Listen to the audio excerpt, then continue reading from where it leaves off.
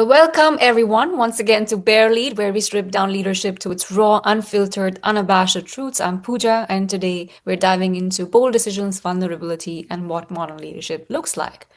The topic we're going to be talking about is integrity in leadership. My guest today is Suraya, and I'm super excited for you to hear more about her leadership journey, her story, and what integrity means for her. So thank you so much for being here today. It's great that we can have this conversation, Suraya. It's my absolute pleasure. Lovely. Would you mind sharing a little bit about yourself for our listeners? Okay, so basically I've been working in the financial services industry for almost 20 years. Mhm. I work in situations where governance, risk, and accountability collide. Mhm. And then I help leaders to make difficult decisions in those instances. Okay, that's a very simplistic explanation of a very complicated stream, but thank you for sharing. Could you share a little bit about your journey and how you arrived at leadership in your field? And 20 years is a long time, and clearly you started off somewhere, and now you're at a place where you're a leader in your field. So could you share more about that journey? And yes, I could. I think a lot of it was about just opportunity, being in the right place at the right time, and about actually having sponsors that recognize you and give you these opportunities, and Mm, also just showing up as a leader, and people can then see the work you do, and then doors open for you. mm, So I think my journey began a long time ago, and one of the biggest things for me was actually coming into myself and understanding that I am actually being chosen to lead teams and to lead people because I am capable. I, mm, I think that was my biggest learning in my entire journey. Um, because I actually started leading people from my first year of working. And this yeah, and I was even confused as to why mm, I was being asked to lead people. But yeah, so I think that was my journey. And it took a very long time to actually accept mm. that opportunities being presented to me for a reason, because I can show up. Amazing. So you had sponsors across your journey who kind of saw more than you did in yourself. Yes, yes, very many times. And I never understood the conversations they wanted to have with me, and sometimes why they were pushing me into different situations Yeah. or connecting me on their network. Mm, So early on in my journey, I didn't really accept a lot of the opportunities because I was afraid. mm, So I didn't really know how would I do what they were asking me to do. mm, I can even recall some people who, when they offered me something, I said, "But now what? How would I do this? How would what would I do next? yeah. What difference? How do I need to grow?" And they said, "No, you just come, you learn. Just come. Don't worry, it will be fine. Mm. Like take the leap." So yeah. That's amazing, and I think it's a conversation that we can have for hours because there is so much of, um, psychological traps and patterns that women kind of succumb to and don't claim opportunities because of the reason. But it's good that you had people around you to push you. And I want to kind of take you to moments where you had to lead teams because that's a test of principles, that's a test of your own boundaries, that's a test of so many things. So, what kind of moments really tested your principles the most, if there were, or maybe one specific moment? Okay, so there were many, many moments. I think I can talk about situations when I think there was one situation where I was entering into a business partnership. And in this particular instance, we came to, we could not kind of agree on how to go about doing it. And it then led to me trying to understand and to negotiate, and then finally coming to the conclusion that actually we were not in alignment. Like if I took on that business partnership, it would have moved me forward in quite an amazing way. But at the same time, I would have had to compromise my beliefs. And I had to then think about what are the consequences of me taking the decision? What are they for me, and what are they for uh, the actual partners I'm going to be working with and the clients I'm going to be working with. Mm. And that was a difficult decision for me because had I taken it, this would have been huge for me. Yeah. But I thought, no, in the long run, this is not going to work out. This is not worth it. Mm. So you consciously asked yourself, what's at stake and what you're going to be compromising before going into something like that. So I think it's also important to kind of underscore that, business partnership is a very big decision, but sometimes when you're in a leadership seat, you have your values constantly being tested because at the end of the day, your interests do not supersede the organizational interests. And sometimes there can be a conflict, right? Um, Especially if you're in a control function, like you are. Yeah. So how do you stay Yes. aligned with your values under pressure? I think in this instance that there is a lot of pressure in the control functions. There are a lot of stakeholders, and sometimes stakeholders want a certain outcome, and this outcome may have been decided before the Mm, actual project and the actual assessment has been delivered. And but the stakeholders are varied, and they come from different departments. So what happened in one instance is that the stakeholders had decided on a certain outcome, and when we went about the assessment, when I was leading my team, the it became quite evident that the outcome the stakeholders were convinced of was not the actual outcome. And the people who will be most impacted by this outcome perhaps didn't quite deserve that outcome. So this became quite a difficult decision for me. In that instance, I had to make a decision between stepping back or continuing with this particular and actually delivering the outcome that's been asked of the team. And in that instance, I pretty much told my team to step back, and I would then speak to the stakeholders, and I then presented alternatives that mm, would somehow work out. Um, this was very difficult. I actually stepped back in the end. In the end, I said, no, I could not do this. It was impacting some you could say other stakeholders in quite a negative way. And I didn't really think I wanted my team to actually sit with that decisions to even realize this was happening. They didn't quite, nor did I actually want to impact those teams in that way. mm. I just, yeah, so I sort of, they were alternatives, and I thought these were workable alternatives, but these solutions or these suggestions were not 100% accepted. I I was given the platform. Yeah. totally hear you on that because I think some functions within an organization also play the role of a guardian, right? Whether it's ethics, whether it's norms, or whether it's compliance and other certifications that you have to comply to, and those are difficult moments. And I think what you mentioned is a decision point where you probably had room to intervene with alternatives. But sometimes there are also moments where a decision has been made and you are probably like puzzle fixing or you are cleaning up or you are doing damage control. So did you ever have a situation where you didn't really make a choice and your ethics were challenged but you had to follow suit? Yeah, I definitely did have a situation like this. I think, yeah, look, you know what? A lot of times, I think your principles are actually very situation specific, Mm, and this will differ depending on your stakeholders' needs and also what is being asked of you, and also how you view the situation. mm-hmm. Um, like in the instance where I step back, this was not viewed in the same way by other stakeholders. Yeah. Some people felt that the situation was completely, it's okay to impact that particular function in a negative way. Mm, Um, so that was interesting. Um, I think, you know what? You know, that was very difficult for me.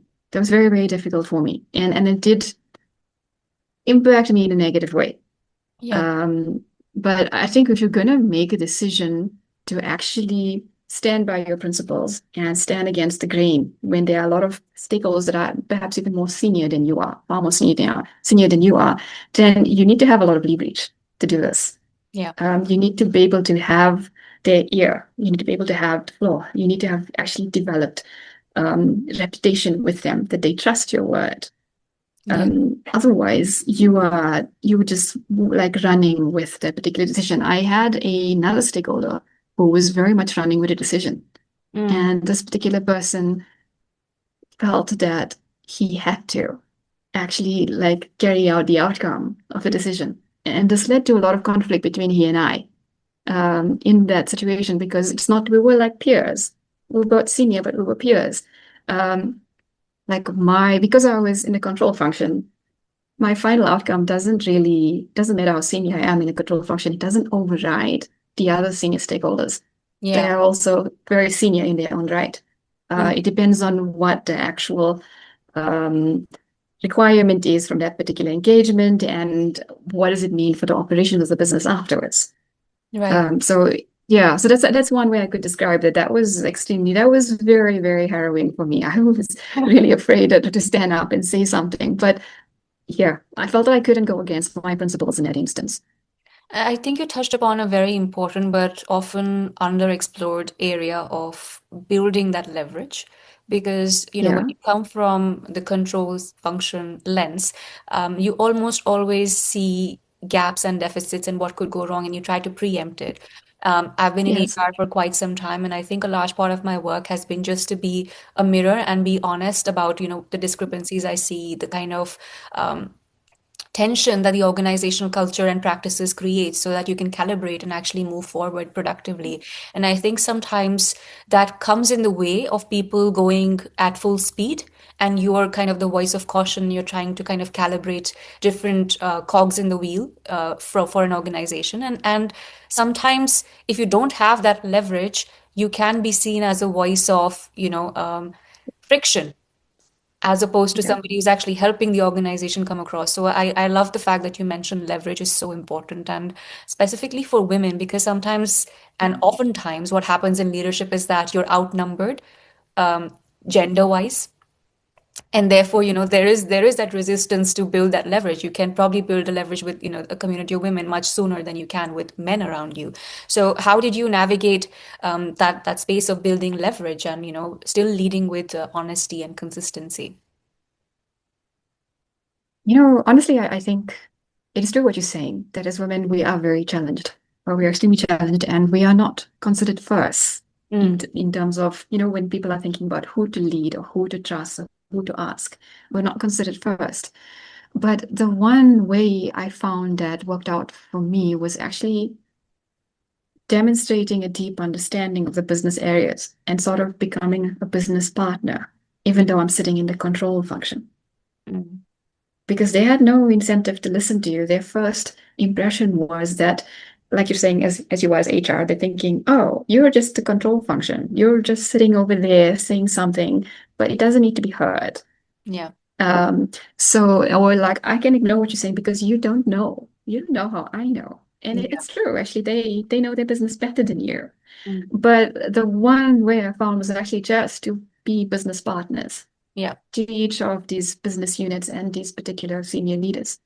That was one way for them to start listening to you Yeah. and hearing that you're bringing in your angle from your expertise, but it's an additional angle on everything they already know. It's not taking away.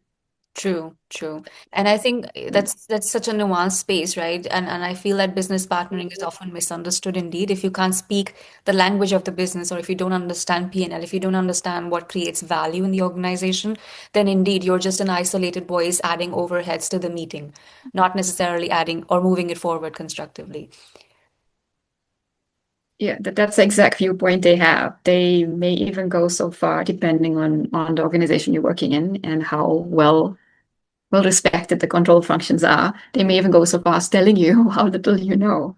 Yeah. And you may and then intimidate your teams to stop your teams from actually like saying anything or discovering anything to reflect on them badly. So it may go as far as that. Yeah, and it's also really critical that you touch that, the impact doesn't stop with you as a leader. It extends onto the entire team. And then, of course, you have a team that's boiling with pressure and trying to make a difference, but constantly being rejected or not being heard by the organization. Yeah, absolutely. You have to protect your teams Yeah. because what happens here when you're in the control function or function that is sitting on the outside of business, then what tends to happen is the people. when they see they cannot get to you, that you are standing quite fast in the fact that you need to deliver and you need to actually deliver to the board and you're going to present it to the audit committee or the, or the risk committee and the board.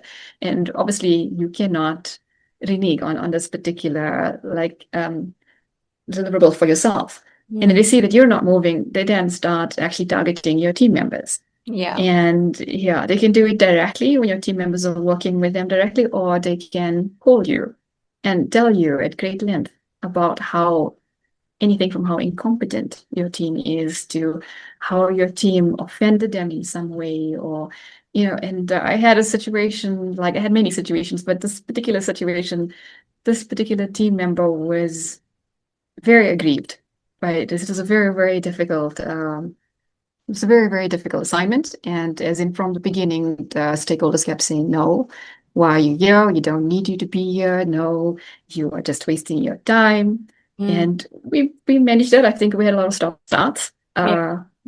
Yeah, like multiple stop starts. It took us, instead of taking 1 week to begin, it took us 2 months to begin. And Mm. then my team started working. Mm. And when they started working after 2 weeks, I got a call about one team member saying, no, this team member is asking questions that are just not phrased correctly. This team member doesn't understand. Mm. And I recall having to listen to this conversation very, very calmly Mm. and then having to, now mediate with the team member. Mm. And then, yeah, yes, definitely they affect your teams. You have to protect your teams. And you have to be very predictable in how you're going to do things, that your team trusts you, Yeah. even in that situation when the conversation in the meeting could go any way. Mm. Um, so, yeah, I think it's a interesting point you mentioned there because when I, for example, work with organizations in my capacity, I always look at what is their strategy saying on paper yeah, and what are the people yeah, saying because those are yes, two very different things. And yeah, once you kind of surface how far off they are, all in terms of people, processes, tech, everything that they're, operating with, also, for example, their value system, it's very easy to yeah, kind of predict where their friction points are going to come from. And what I try to then say is, this is what you want, this is where you are, this is what's going to create friction if yeah, you move in this direction. So fix it before you kind of move there, because exactly what you mentioned, right? 1 month of lost bandwidth is a huge cost to the organization. yeah, yeah, it is. It is. I Yeah. must admit, though, I think I'm always at the other end. You're looking at what could go wrong before, and then I'm looking at, okay, now you've been running this, and this has been going wrong. Can you admit it to yourself that this is where these things have gone wrong for these reasons? Mm. So you're in the So, post-facto space. yeah, looking at the operations and then saying, like, guys, we can see that you want to actually build this really big, Mm. like Lamborghini over here or Tesla over here, but you are still at like a blank, just like a skeleton of Yeah. the car. You're not even there yet. But this is great. But if you see what's stopping you from getting there, this is what you've been trying, and this is what has failed. Like, Mm. align these. Exactly, and I think it's an ongoing exercise. It also helps Yeah, to do this at inflection points, whether you've raised yeah, or whether you're going through a transformation. It just helps to kind of have those calibrating moments in an organization. And a lot of people in HR also don't really focus on that. So that's kind of my sweet spot. But I'm glad that, you also operate in that space on a continuous basis. So, Suraya, I also want to ask you this important question because, you know, holding your ground and holding your values comes with repercussions. yeah, It comes with yeah. risks, potentially payoffs, but mostly personal. So, what's your advice to people who are navigating ethical dilemmas out there, and specifically women who are navigating these dilemmas? I think the biggest thing that's worked for me is actually just pausing and taking a step back and observing yourself and observing the situation and all the stakeholders and assessing what's at stake for you Hmm. and what's at stake for the organization, because ultimately you're working for the organization, right? And I think this is the key thing. You need to have a look at what's at stake at first, and then you can make a decision as to, like, what do you need to do next? And Hmm. also being very self-aware, like extremely self-aware, like know your values, know what you believe in, know what you would tolerate and Hmm. what you would not tolerate. Um, and understand the nuances in the room, or try to read them. Yeah.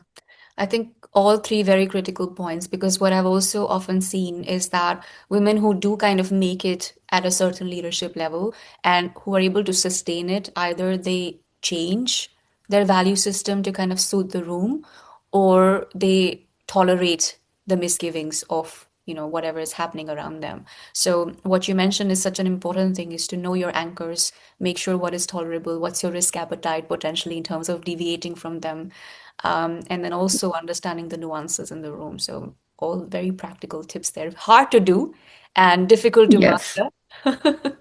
But Yeah, absolutely. yeah.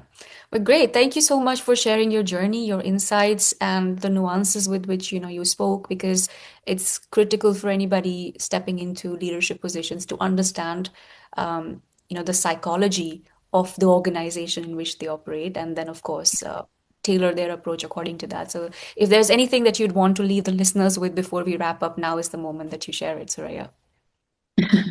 Okay. So just don't like staying with the integrity theme. I think that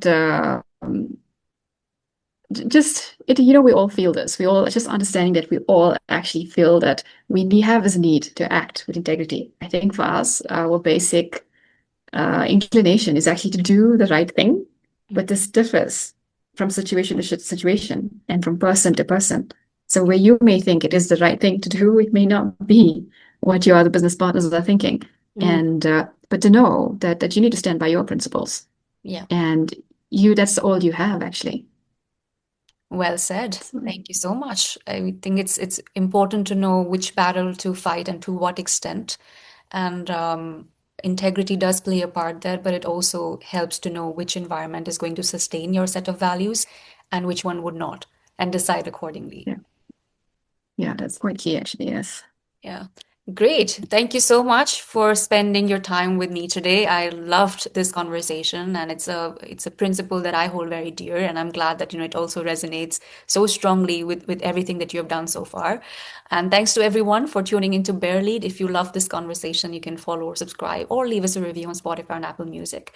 I'm Pooja. I'll see you next time for more raw, stripped down leadership truths, and until then, keep it real.